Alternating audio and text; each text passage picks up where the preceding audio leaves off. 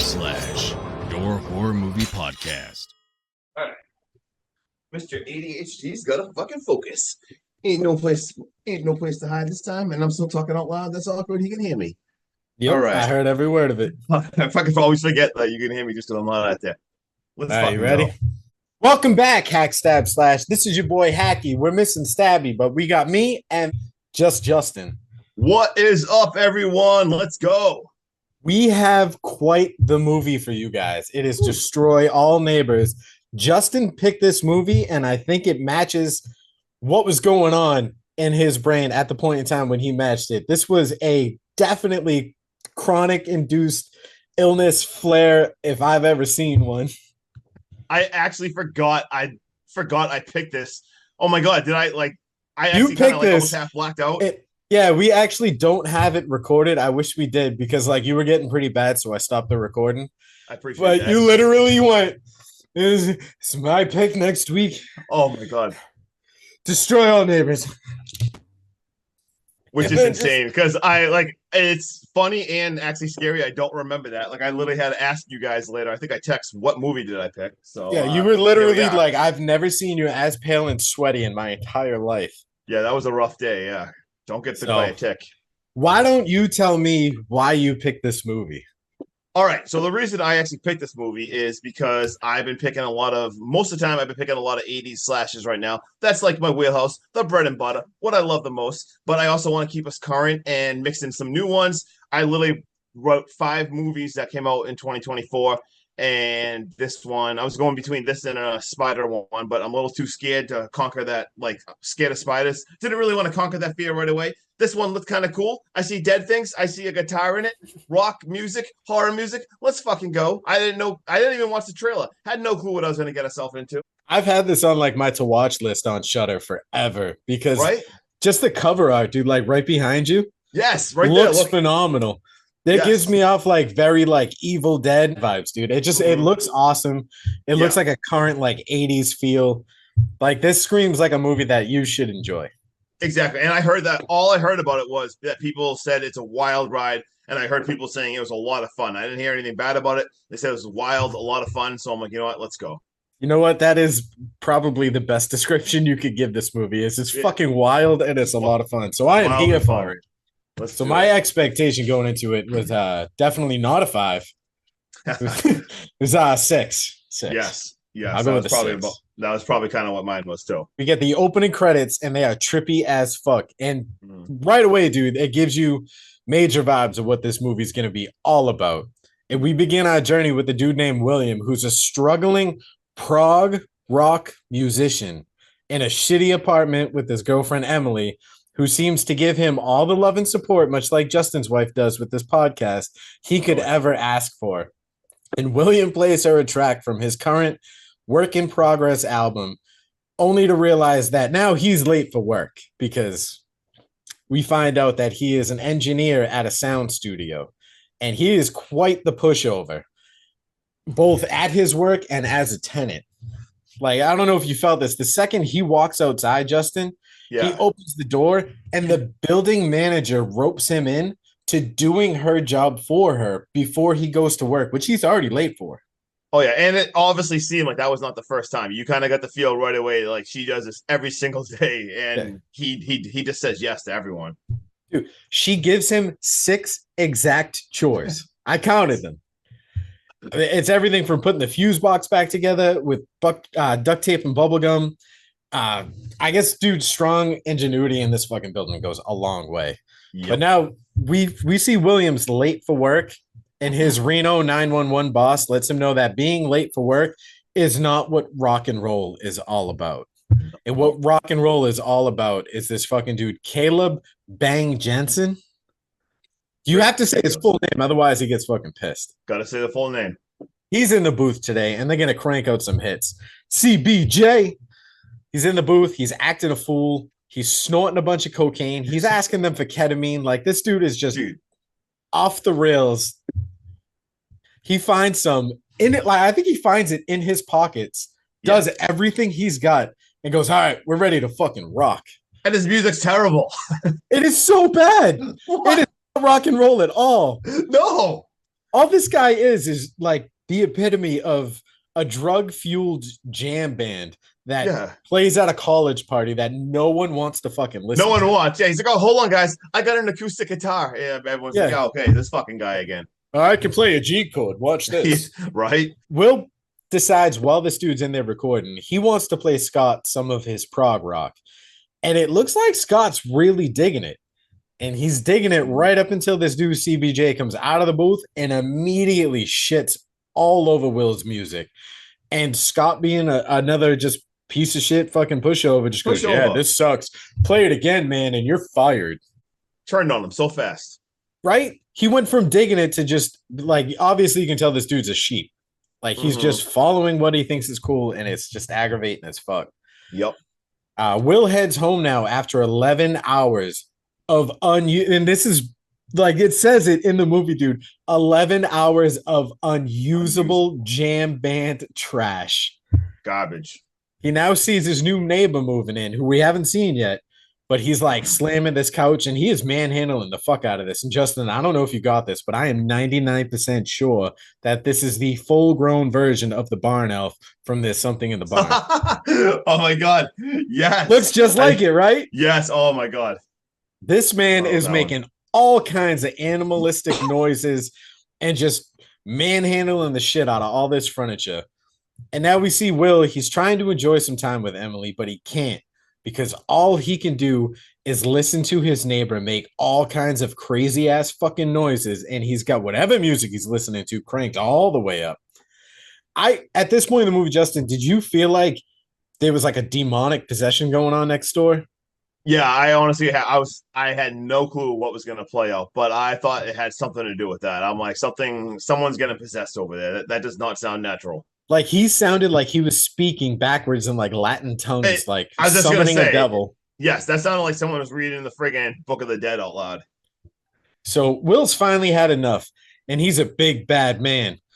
So he goes and asks Eleanor, the 70-year-old plus like building manager, if she can do something about it. And she kindly tells him, like, grow up and be a man. Why don't you do it? I'm just a frail old lady. Like, you can handle it. Right. So Will does. He goes back to the apartment, bro, and he bangs on the wall, and everything stops, and it goes quiet. Dead sign. Never a good sign. Nope. And then this motherfucker comes over to his apartment and hawks the nastiest fucking loogie on his peephole. Oh. So Will decides enough is enough. He's going to put his big boy pants on, and he calls the cops. 2 hours later, these cops, dude, they finally show up, and they are treated by the neighbor, who's we learn now is Vlad. Vlad just tells them that he seems to be misunderstood. He even brought over a hot tea kettle to help, smooth over the differences. They can get to know each other. The cops drink this tea and they talk to Vlad and they get the understanding that Will's just a giant piece of shit neighbor who called the cops instead of going over and talking to this guy. And Vlad smooths over these cops. They leave without even taking on a report. Emily even fucking likes him. They all love him. And Vlad does that thing when no one's looking. He's like, fuck you. So, like, I'm gonna mess up your life. We now see a quick montage of Will just being put through the ringer. Kind of like something you'd see in like Office Space, where it's just the same thing over and over and over again. And it's just ripping away at every fabric of Will's soul. And then he's laying in bed with Emily and he starts to see Vlad as like a ceiling fan. And this is right then and there, dude. This movie's going to be trippy as balls. Completely off the rails. I'm like, yeah. He starts coming lower and he's like, I don't know if he's speaking to Will or just making the fan like boop, boop, boop noises. But then the chain comes out of his mouth and you can hear, pull it. Pull it. What would you do in this situation? You pulling that chain or you getting out of bed and peacing out? I'm not pulling the chain. No. Well, no, Will decides he wants to pull the chain. And he gets covered in like ectoplasm from Ghostbusters. Like just drenched in this goopy pink crap all over his face. Ugh. And then we get a transition that it's all a dream. And we see Will at work and he's got his head down and he wakes up. And this dude, Christian Bang Jensen, or whatever the fuck his name is, goes, hey, I just drew a penis on your head because you're a dick. Get it? You're a dickhead and you're fired. So they fire him, dude. And Will goes outside and he starts having it out with a homeless guy who keeps calling him a croissant man. He basically tells him to fuck off and he's not bringing him any food anytime soon. But he gets home and Emily goes, "Hey, did you grab the printing paper?"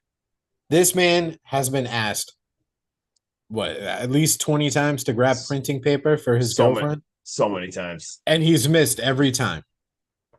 And in his defense, dude, I'm pretty sure she's left this apartment more times than once and she could have gotten her own printing paper. Yep. But in a relationship like this, it feels like maybe it's beside the fact. Yeah, exactly. So he should have gotten it, but he doesn't. They have like a little couples quarrel fight, and she decides to take off. And then it like speed transitions into nighttime. And Will's finally had enough. So he walks over to Vlad's apartment. No knocking on the door, no ringing a bell, no nothing. He just walks in. And Vlad just goes, "Yeah, walking into my apartment. It's pretty ballsy. You know. You don't know who your neighbors are." And he locks the door as he's talking to him. And it starts off cool, but you can tell like Vlad's got something up his sleeve. And he offers him some chicken wings, and he just says no. And the way this man is eating chicken wings is so disgusting. He's like sucking on him, and he's covered in grease. And it's just, he tells him they got off on the wrong foot, and he wants to make amends. And they had this whole conversation where he's like, "Oh, you know, back in my home country," he's like, "you're big pussy, man." And they want to like throw a punch for punch. Yeah. And so he's like, no, I don't want to fight with you. I don't want to fight with you. But he winds up like trying to get him to fight. And then he turns up, he calls it, I call this fuck all night music. And he turns it up to 10. And Justin, dude, at this point in the movie, dude, it goes fucking wild. All right. So I was like literally like the first 15 minutes, I was like nervous. I'm like, what are we even getting ourselves into at this point? I couldn't tell if this was going to be like terrible or just so ridiculous it's fun. No clue what's going on. And like you said, even like the scene before this, like when he gets the chicken, the dude's bench pressing. Like he was bench pressing homemade weights. So he has a weight bar. They're not even real buckets. Weights. They weren't even weights. He had 2 giant buckets. I don't even know what they were. It was 5-gallon buckets full of like concrete. He was literally benching like just in the middle of his apartment. And like you said, like the fuck all night music was some weird techno with like random moaning going on in the background. He's got he's watching porn while he's working out. Porn going on, so you hear the moaning to just like, what is happening? What is happening? This guy's bachelor pad is disgusting. The worst ever. Like, get the hell out of there. I know he locked the doors and shit. Dude, like his weight setup, he's got like pulleys and levers and chains and shit, fucking cinder blocks everywhere. Just everywhere in the middle. Like you walk into his apartment and that's what you see. And they start throwing punch for punch because Vlad like calls Willie a bitch. And they start punching each other in the gut. And Vlad's like dancing around and having a good time. And he slips on the fucking chicken wing. The dance. And like you said, when he starts doing it, he's almost like holding Will's arms on him and making him like drive him into the wall. And he's loving it. And like you said, harder, Will, harder. Oh yeah, harder. And it sounds like before he slips in the fucking chicken wing, like Will grabs a glass bottle, and it's like, hold on. And he's like, oh, let me show you. Vlad's like, let me show you how you crash this over your head. He breaks the bottle himself, and he makes Will cut him with the bottle.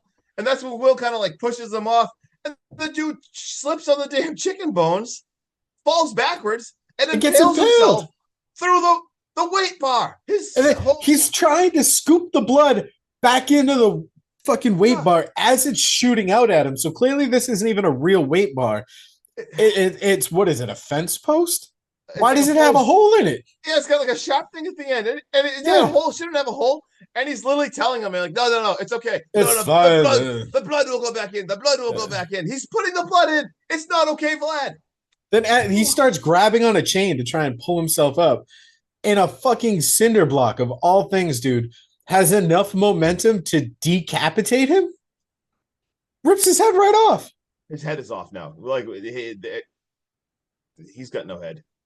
Like what even happened? What? I at this point in the movie, dude, all I can think about is this is setting up for him to go to jail because the way Vlad like roped him into doing certain shit, Right. it looks like Will went over there and murdered him. Oh yeah. Because his So bad. fingerprints were on the bottle, even though Vlad grabbed his hand and smashed it over his own head. His own head. You know, like, and then how do you explain him? Well, oh yeah, the cops are gonna buy you slipped on a chicken wing. Yeah, well, most likely story. I mean, that happens. That's just normal Friday night shit. And then, dude, the fucking the little music video that he's been watching that coaches his life. I was gonna say, I wish I remember the name of the guy in the that friggin' video. I was gonna say, he's watching now at this point. He's watching a friggin' phone. He's got his friggin' phone, like a little YouTube video of like the bass player of a prog band, telling him now. All of a sudden, you hear it saying, "All right, the steps, what you got to do to get rid of a body," and it's coaching him what to go buy, what to use to cut him up. Now he's got the body in the bathtub. Yeah, and he's like, "This is how you dissolve it," but that takes a few days. Yeah. So, and then he's like, "You might want to cut it up," and he's like, "So you need a rotating saw or a circular saw?" He's like, "I prefer a wood blade because that cuts through the clothes and the bones, no problem." Yep. So he goes out and gets it, comes back, and then right before he goes to plug it in, the video goes, "And you might want to make sure you get the adapter." He's got to go out again and get an adapter. It literally comes back. And he's covered in blood this whole time. I at this point, I'm like, what? I'm like, is this even real? I'm like, what is even happening? And like you said, he literally goes in there with the saw and he just starts cutting into Vlad. Like now all of a sudden we get this blood shooting everywhere. He's cutting this dude up into like little pieces. He is covered head to toe in blood. Like when I said this, the cover art reminds me of Evil Dead. Yeah. This scene and his face reminds me of Evil Dead Rise when she's like stuffing the body into the wood chipper and she just gets drenched in blood. Yeah, he is completely drenched. And then at this point, doesn't what's his girlfriend's name? Emily? She gives him a call. She calls him in the middle of all this. And he's like, "Oh yeah, we're good. And she's like, "Well, I'm gonna go stay over like Stephanie's house or something for the night. Or Allison's house for the night and just work it out." He goes, yeah, why don't you do that? I really gotta go. All right, bye. Then as he hangs up, he pulls back the shower curtain to like make sure everything's copacetic. And Vlad's fucking alive. He goes, "You can't kill me." Just when you think this movie can't get crazier, it's like, here, hold my beer. Vlad is taunting him now. Vlad is still alive. He's still listening to the phone, telling him how to get rid of the body. I mean, at this point, he puts him in a trash bag, right? Yeah, the video tells him he's got to bag it and bring it to an incinerator because that's the fastest way to get rid of the body. Keep in mind, dude, he walks out of this apartment with a full body and multiple bags covered in blood. And Eleanor, the building tenant, opens her door and goes, "Hey, can you go fix the fuse?" And he finally snaps and goes, "No, you need to do it your damn self. I'm not the building manager. You need to learn how to do your job."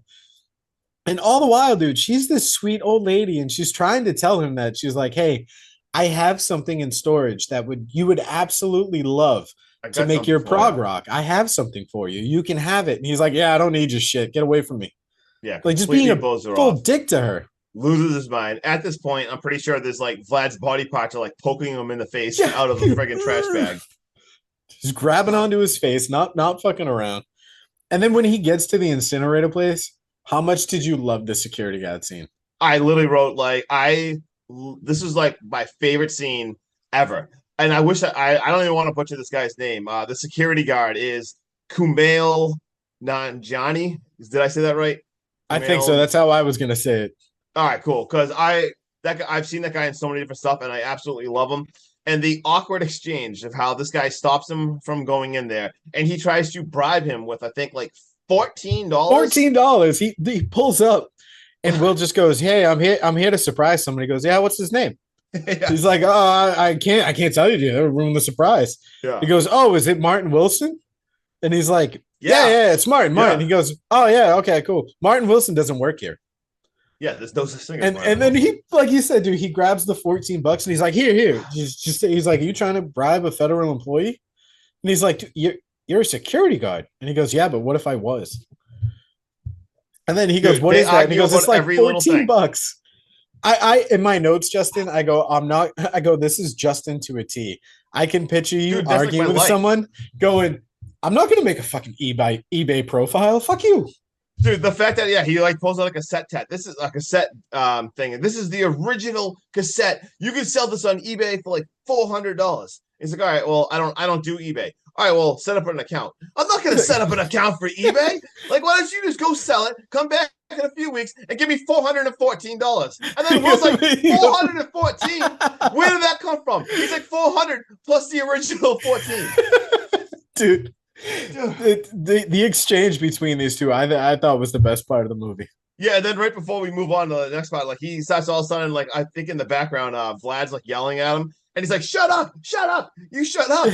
And then he like turns to like Kumail, and he's like, "Did you hear that?" And he's like, "Yeah, you screaming, shut up at nobody. Yeah, you said that quite loudly or something." Yeah, it's a little weird. Yeah, a little weird. Yes, I heard that. Oh my god, so good. And then this exchange ends because he gets a phone call from whoever at the studio. I can't remember his name. Reno 911. Yeah, that's what I call him. And he goes, I need you to bring back those cables to the studio. They're really expensive and we need them. So Willie, CBJ, this dude, Chris Bang Jensen or whatever the fuck his name is, tells him, yeah, I can't wait for him to get back here to give us those cables so we can fucking fire him again. Let's go. Like, way to treat him just like an absolute pile of shit. So bad. Then he gets there and we see Augie, the homeless guy again. And Will gets out and he's like, I'm not giving you a fucking croissant. And he's like, oh yeah, you're unraveling his due. And he's like, would you mind your own, you inbred homeless piece of shit? And they have this argument. And then finally he's like, what do you want? And he goes, drugs. And he goes, all right, get in the van. I'll give you some drugs. And he goes, no, I've had friends die that way. I know that trick. Yeah, he all of a sudden doesn't want it. He literally asked for it. He's like, yeah, get in the van. And he's like, I'm not going in the van with you. And he's like, shut the fuck up and get in the van, Augie. And Augie just won't get in. And Will goes to get into the van to leave. And what is it? Vlad's hand. Like, fucking hand. We got idle hand scene all of a sudden. Creepy crawls up and hits the gas pedal. And they run over Augie. And you would think it like crushes his skull, but instead it just leaves like a tire print. It seems like someone stuck a stake to his face. Yeah, it was like I'm like, is that tire just burn out on his face and like the tire gets stuck to his face? Like, what is even happening? And this scene would be something that happens to you, Justin. Yeah, what do you got? Because Willie loses his mind because he realizes Augie is the dude from the video and the lead singer of what is it? Dawn Dimension. Yeah, the band that he's like absolutely obsessed with. Yeah, it's his hero. Yeah, and he's like, no. So he fucking tosses him in the back of the van, and you can hear like the possession over the radio. He's like, this is Vlad on VHK Rock Radio. Yeah, now they're on the radio. Fuck all night music. And then you can hear Augie go, prog, and he goes, no one wants to listen to that shit. No escaping these guys. No escaping. And then Willie drives. I thought he was going to drive to like the middle of nowhere to dump these bodies. Yeah. But it looks like he's on the street and then parks in the middle of the street. It's a 2-lane street. And he parks diagonal. So it stopped traffic both ways. And doesn't even go into the woods. He just dumps the bodies off the side of the road. And he's like, they'll find you sooner or later. But there's a lot of serial killers out here. And they'll just think you were a victim of one of them. No harm, no foul. I mean, I think this is Ohio, and, like, right? I'm like, what is even happening? He, like, randomly takes his clothes off and like starts throwing some of his clothes in there too. I'm like, what is this dude doing? Yeah, my note for this whole scene, Justin, is Willie strips off his clothes and I guess decides to leave them behind as evidence. That's what I was like. Why are you? I was so confused. I'm like, why'd you take your clothes and just throw it right there? Because like, even like his, I could see like if his DNA somehow did not stay on these clothes, he could get away with it. Yeah. Okay. The white T-shirt. Okay. The jean jacket with custom stitching of prog rock music bands all over it. They'll never know who it is. Yeah. No. Yeah. There's fucking 3 people in all of America that have that. Oh my god. Get the hell out of here. And then it just gets worse when, at this point, when he gets back to his friggin' place. And now who do we see is dead? We see poor Eleanor. She's dead. Standing. She's on your shoulder. Oh, yeah. Right there on my shoulder for anyone's watching on YouTube. She is electrocuted. She's literally at the friggin' fuse box. And I think they said, what? She tried doing... she tried to use a screwdriver. She shoved the screwdriver in there and got electrocuted. And her corpse, she's just standing there all burnt up, electrocuted. And then we see Willie, dude. All this shit has finally taken a toll. And this kid is laying down in bed and he wakes up and Emily's in the apartment. And you think like maybe she's coming back. Like I don't even say like you think maybe she's coming back to like check in Right. on him. You can tell just by the way she's sneaking around, like she's done with his ass. Oh yeah. So she's packing up, she's leaving, she's getting the fuck out of town. And Willie just lets her go. Yeah. Oh He's yeah. like, "Do you hear that?" And she's like, "Oh, I told you, it's always something. You need the perfect speaker. The wires from Japan." And she's like, "You couldn't do it because you had to complain about our neighbor having sex all night." And he just goes, "That's gross. It's gross. It's Yeah. so nasty." She just lets him go, and then sure enough, he goes over there, and we are once again complete insanity because now we have Vlad there, but we also have Augie just hanging out in the apartment now, and I'm pretty sure there's like a torso hanging out in there, like Vlad's torso is like separate from him hanging out, and they are all once again the techno music is blasting. They are all drinking. They are like bonding and having a good time. I guess now would Yeah. you call this? They pour him like a glass of fucking vodka. And Vlad just goes, "I didn't know you liked the party." And then they just start to like rage party. Now it's like, yeah, now all of a sudden, like you said, as soon as he says that, now all of a sudden it's the best time ever. They're all drinking. They're talking about Prague. They're talking about old stories. They're talking about life. They're having a blast. Yeah, dude. Like, yeah, right after that, you could tell they like rage party and then they burn out because they're all laying down Laying down. like crisscross. So their heads are all in a line, but they're facing different ways. And they start to like bond and they have deep conversations, like you said, about music, about life, and all this stuff. And then they go back to Will's apartment to jam out to the prog music. Yep, shows And then the neighbor Philip shows up losing his mind. And they call him the pig guy. Yep, that's why I literally got my notes. That's where I started my original notes. It's right here. Is when I got pig guy Philip literally runs in, starts screaming, make it stop, almost kind of doing what Will did earlier to Vlad.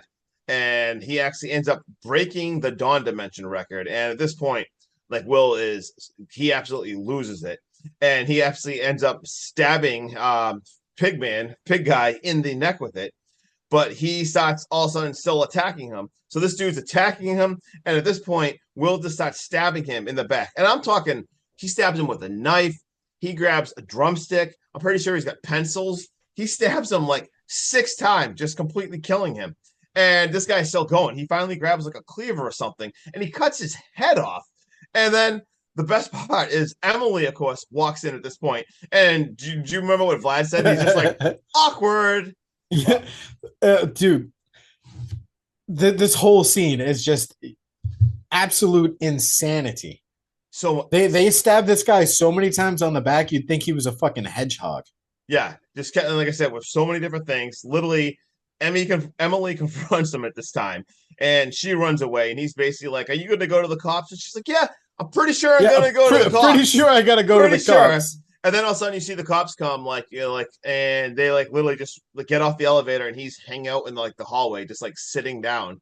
And they're like, "Oh, that was yeah." They just wait for him. Like he just completely gave himself over. All right, so now he's back in jail. He's in jail. And we see him talking to all his dead friends, but then we look in and see that there is actually nobody there. And out of nowhere, there's an old screenwriter neighbor that he had is thrown in jail. And he basically says how he got his movie. He stole his movie idea and everything. And he's in jail right now there with them. And then his lawyer comes in. And basically Will's like, you know what? Let's just skip all this and get to the lethal injection. He's like, I'm done. I'm completely done. And you see the lawyer like reading the notes, and he gets all excited. He's like, wait, like you're free. Like there was no bodies found. Like they did a thorough search, and all they found was like some torn shirts, animal droppings, knives. And as you see this, you see as they're talking about this, you see kind of like a flashback to the thing, and you see like the pigs, all the pigs like eating everything. And basically he's like, well, Emily's in trouble because Emily lied. But just be cool and whatever, and just don't murder anyone else. So, dude, he flat out tells him, he's like, "Hey, man, listen, I get to go home early and I have dinner with my family. And I need you to shut the fuck up and stop admitting to this mass murder Yeah. because I really need this win on my record because I suck as a lawyer. Basically tell him he needs this. He's absolutely terrible. And just, be cool. Don't kill anyone else. So, and also, before you go home, you just have to go to the morgue and like identify body. So he has to go identify Eleanor at the morgue. He goes down to the morgue, and holy shit, this movie's absolutely out of control. He's talking to her and everything, and she starts talking back. That's right, the corpse. She like sits up, and Full-blown conversation. She is a corpse, and they just have, like Sean said, they are just talking to each other about everything, and basically like just bonding. She's got like, I really got to show you something. Like, basically finds out. Well, she's like, and he's like, I got to finish the album, and she's like, you know what? Let's get out of here. I got to show you something. Bring me home. And you see them sneaking out. You literally see them walking past the guard. You see her corpse walking out. How no one sees him running by with a completely charred body is mind-blowing. But when she sits up, Justin, absolutely ridiculous. Did that not remind you of Return of the Living Dead? When the skeleton comes out of the ground, when the skeleton comes out of the grave. Yeah, as soon as the music hits, it reminded me that like the second she rose up, I'm like, that has to be a nod to that. And she's like, all right, well, there's something in the basement I want to show you before we do this and everything. And she goes down there and like opens up this thing. And I think I heard this right. She called it a 78 Mobius Megatar. And she's obsessed with it's whatever he's playing like behind you. This whole entire time, she was into prog. She loves Dawn Dimension. She was trying to been telling this guy the whole entire time, but he would just blow her off with that. And of course, now all of a sudden, all the corpses are there. They're all there. And they're like, let's make this record. And he's like, to the studio. They all go in the van, him and all the dead people. And they drive to the studio. They get there. And holy shit, we got Reno Cop, that insane musician. They are in their underwear. There is no way they weren't playing booty tag with each other. Right? No way. 100%. They are all coked up. Of course, Reno Cop says, breaking and entering is not what rock and roll is all about. That's his response for everything throughout this movie. Anything he doesn't like, it's just rock and roll is not even about. And basically, they're talking to the corpse and says that he's like a mass murderer. And he's like, I'm not a mass murderer. I'm a mass manslaughterer. Another awesome quote. And the best part is that I forget that magician's guy. He's like, kill me. I hate prog. And then I'm pretty sure I'd rather die than listen to this shit. Yeah, I'd rather die than listen to this. And then I'm pretty sure one of them actually says, nice cock, let's rock. And he gets tied up with the intestine. Like Vlad's intestines is there because, he's a head and he's all different parts of the body. And the intestines actually wrap them up. And at this point, they're like, band assemble. The band's getting ready. But then all of a sudden, the cops, we got a surrounded building. We got them saying, let the hostages go. Will knows he needs to do something to show that he's serious. He takes Vlad's hands and he sends it out in a box, showing that he's like serious, and with a note asking for what time that he's got to finish the record. I have to finish my record. There. Now she talks. Yes, and here's the hand that I chopped off. We see Emily talking over the loudspeaker, and he basically says, tell her that trip about our vacation. Tell them over the loudspeaker, tell the trip about our Big Bear trip, and I'll release the hostages after that. And then he gets all excited because he's like, I have anywhere now between 25 and 38 minutes because she loves to tell that story. So she is all about this. And then all of a sudden we see him. Everything gets plugged in. I believe the name of the song he calls it is Epitaph for the Fallen Circus. And we see Eleanor on the mixing board. We got Eleanor mixing it. We got Emily telling the story up back. We got Vlad's intestines on the drum. I was just gonna say he's playing the drums in this scene. Yeah, they got the other big guy is on bass. The other guy's rocking out on the guitar with them. They're having just an awesome time. The scenes are cutting, it's chaos. The scenes are cutting all over the place. And then out of nowhere, like Vlad like turns on him. Vlad starts like laughing at him. He's like, what are you doing? And he's like, I called the cops, you loser. Like you'll never finish this album. Yeah, you'll never finish this album. And his intestines like grab Vlad, and all of a sudden he morphs into something like that you saw in like the Tenacious D movie or something. He literally morphs into this giant friggin' beast. But Will puts like a scarf on, that he grabs, and all of a sudden there is a smoke grenade. The cops storm the place. The beast explodes. We get Will getting tackled by the cops. I don't even understand what I just witnessed. And then all of a sudden we see a jail, and he's in jail at Flash, and it says he's watching TV. Will's in jail, and it says, "Oh, album of the year." Yeah, he like And won a fucking Grammy for he it. won a Grammy for this, and it's the two freaking people that accepted it is freaking Reno Cop and It's CBJ, dude. CBJ, the coked up musician. And Like, yeah, we always knew, this was gonna be the best album ever. yeah, they're like, oh yeah, we always knew. Like, I still don't know how we finished it, but we knew it was going to be the best thing ever. And then you see Emily arrives at the jail. They have their little talk and everything, and we hear that he's serving 3 life sentences. She's got a present for him. He gets special like headphones for his ear canals because he's got tiny ear canals. Tiny ear canals. So he gets like this awesome gift of that. And she basically asks him like, "How'd you finish the album?" And he's basically like, "I had some help," and pretty much, and like we see is you see like the images You of get his that dead like man, cheesy like above like him.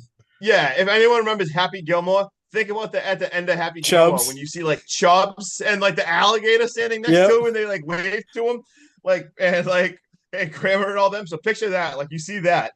And then basically we see him go back to his cell, and the door is shut, and end of movie. It is over. What are your thoughts? What do you think? Holy shit. I'm gonna read you this verbatim because I think it sums up the movie perfectly. You ready? Justin, what the fuck did I just watch? This movie was made on drugs and needs to be watched while on drugs. If Tenacious D had a one-night stand with Fear and Loathing in Las Vegas while Idle Hands watched Barn Elf dance to some EDM music on LSD, they would make this movie. William sees dead people like it's the 7th sense and not the 6th sense. I still can't wrap my mind around what the fuck I just witnessed. It's like a car crash that's burning pretty colors. The pacing is so incredibly fast that it's invigorating. This movie was wild, it was goofy, it was horrible, and all of this just mashed up into one. I don't know why I want more because this goofy movie, like I said, was horrible. But I guess enough is never enough, and I need more of this and not the stuff. Yes. So I'm gonna give this a 6.6. I don't know if I could ever personally recommend this movie to anyone normal, but I would certainly recommend it to anyone I know at a bare minimum owns a Grateful Dead tie-dye t-shirt. That is my summary of this movie. I love that you said that because at the same time, after, I mean, like I said, I didn't even watch the trailer for this. So after I watched it, I was like, oh my God, I should have taken like edibles and watched this because I had no clue what I was in for. And let me see what my notes were. I wrote, let's see. Is it stupid? Yes. Is it fun? Yes. Yep. Is it bloody? Yes. Do I want more and not want to rewatch it at the same time? Also, weirdly, yes. No, not sure I'll ever be like, I need to rewatch this, but at the same time, I'm like, I also kind of want to destroy all neighbors, like destroy more neighbors. Like, I also kind of want a sequel. And we kind of rated it pretty close. I gave this a 7 just because I wrote, turn your brain off and watch this. This is dumb horror rock fun. And it is what it is. Does this have a crazy intricate plot that you're going to be like, no, it doesn't at all. It's not ridiculous. At all. It's so niche. I mean, it's never mind like horror is genre. And then you talk about like prog. Why they pick prog rock? Like it's the most because random, it's the most like random. Yeah. When I hear prog rock, I just think of Dream Theater. I think of like 9-minute songs that have like 4 different solo things that you're okay. Isn't there a point where Will says that and he's like, prog rock, it's where you take everything and you make it work together. Yeah. You can have a song with like synth and then a bass and then a piano and then a flute and then a guy in the corner screaming vowels. Have you ever listened to Dream Theater? Nope. Yeah, don't. But like they're so talented. Dude, they're so talented. There's like one song that randomly actually came on yesterday in my car. And it's like it was 8 minutes and 52 seconds long. And it was okay. But dude, this you can't do much. It's long. It's got like 4 different guitar breaks. You could tell they're all super talented, but it's almost just like it's ridiculous. There's too much going on. Don't recommend it. But Yeah. So you got any fun facts or anything? My fun fact is that this movie Exist. ended. It exists. It's just a wild ride. You need to watch it. After you just went through your whole spiel about how you want more and you don't want it at the same time. Right. The only thing I can think of to like match this movie up to something from our childhood, Yeah. this movie is Warheads. Yeah. It is so sour. And once you put yourself through it and you get to that Dude. sweet center Well played. and you love it, and then you see another Warhead and you're like, I don't want to put my taste buds through this again, but I'm going to do it. So good. Because like I first of all, loved those when I was a kid, but at the same time, hated them because you'd have one and you're like you get Right? nervous before you do it. And then you do it and you're like, oh, after a while, it's not too bad. But the same thing is like, do I want to rewatch this right now? No, I don't at all. But if there was like a Destroy Neighbors 2, I'd probably have to watch it. And let's see, I do have some fun stuff. I had to do a little bit of digging because there wasn't much available. And since I picked it, I figured I had to like dig deep. So I checked out a bunch of interviews with the people doing this. So I actually watched a lot of interviews with Vlad is Alex Winter, which is friggin' the dude from Bill and Ted. Like, how is that even real? Like absolutely insane. He's got so many prosthetics. But so the director was Josh Forbes.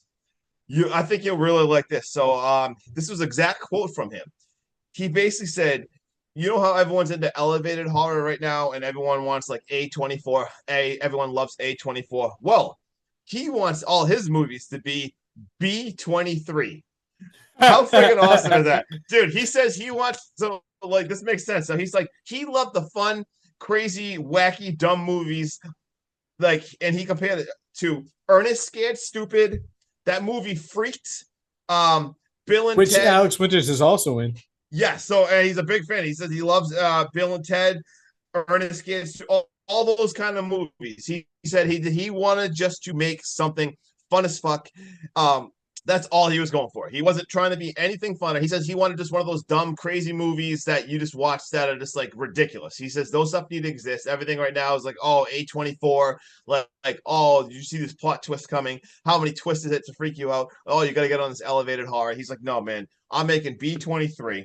And I also thought it was really fun how Kumail Nanjiani, sorry if I said his name wrong, but he was like he's obviously he's like a big star. He's actually best friend in real life with the main character. The guy who plays Will is like they do comedy together and stuff. I guess like Will's like a comedian too. So he literally just like asked him, he's like, hey man, I got this really weird movie. Not sure if you want to be a part of it, but like, would you do the scene with me? And the dude was like, yeah, man, he had no problem. And he did that. What else do I got? They got a lot of really good special effects in this movie.